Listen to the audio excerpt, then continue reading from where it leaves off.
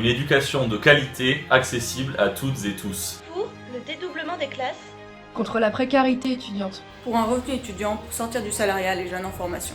Pour des transports en commun gratuits et de qualité. Pour mettre fin au chômage. Pour mettre fin aux contrats précaires. Pour défendre les services publics de proximité. Pour que jeunesse ne soit plus synonyme de précarité. Pour la sécurité de nos parcours. Pour un statut social pour les jeunes. En 2021, je m'engage pour l'accès à la culture et au sport pour tous les jeunes. Pour lutter contre le réchauffement climatique. Je m'engage pour la dissolution de la BAC et la fin des violences policières. Pour la régularisation des travailleuses et travailleurs sans papier. Contre le racisme et toutes les discriminations. Pour le droit des femmes. Pour mettre fin au patriarcat. Pour une paix juste et durable en Palestine. Pour la liberté de l'ensemble des prisonnières et des prisonniers politiques palestiniens. Pour mettre fin à la France-Afrique. Pour combattre le colonialisme et l'impérialisme. Pour la paix entre les peuples. Pour un autre monde. Débarrasser des oppressions et des inégalités. Pour un monde solidaire. Fraternel. Empreint de justice et d'égalité. En 2021, j'agis. Car mon avenir, ton avenir, notre avenir, se construit maintenant. Après une année 2020 catastrophique, l'année 2021 doit être celle de l'action et de l'engagement pour construire ensemble notre avenir. La crise économique que traverse le pays touche particulièrement la jeunesse. La précarité est devenue notre quotidien. Précarité de nos revenus, précarité face à l'emploi, précarité des études et de nos formations. Depuis des mois, nous entendons dire que nous sommes une génération sacrifiée. Mais si nous le sommes, ce n'est pas à cause de la pandémie, mais bien de l'inaction du gouvernement. Car cela fait des années que nous alertons le gouvernement sur la situation catastrophique de la jeunesse et ils ont toujours refusé de nous écouter.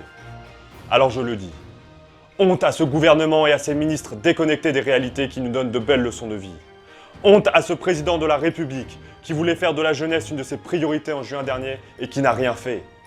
Alors oui, c'est difficile d'avoir 20 ans en 2020 et ça le sera tout autant en 2021, surtout quand le gouvernement met sur notre dos l'avancement de la pandémie, lorsque rien n'est fait pour rattraper le retard scolaire, lorsque rien n'est fait non plus pour lutter contre le chômage et la précarité des jeunes.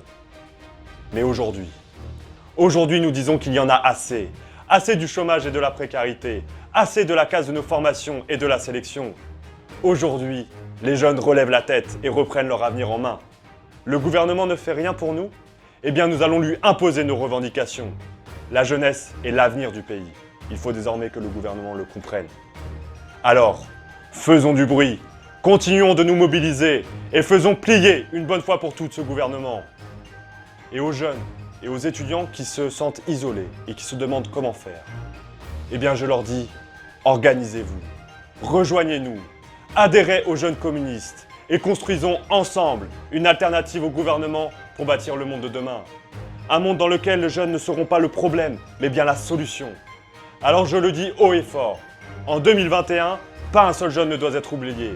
Un emploi ou une formation doit être proposé à toutes et tous. Meilleurs vœux pour cette nouvelle année, pleine de luttes et de combats victorieux.